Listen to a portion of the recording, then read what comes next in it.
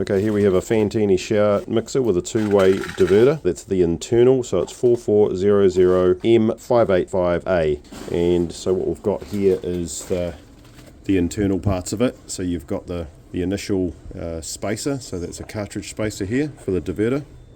And then you've got the cartridge itself, which is this part here.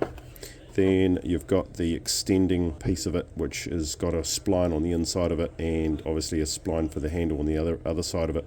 And it's got an O-ring in between, so that's actually sealed up, so it's a sealed unit. You can see the O-ring on the bottom as well. This nut here is a deep socket, and it will need to be 30 millimeters. I've used a rattle gun with a 30 millimeter deep socket, but you can use a tube socket from a standard plumbing shop.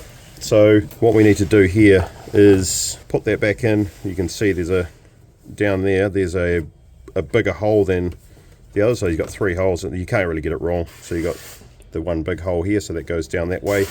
Then you have the cartridge, which that there mates up as well. So you've got that like so, and then I'll just dry fit this, so you've got that like that, and then that.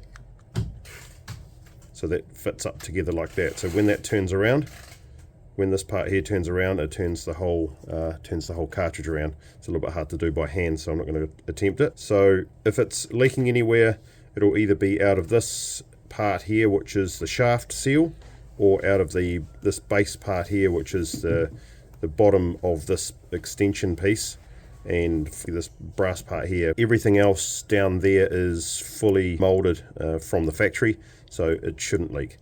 I hope this helps.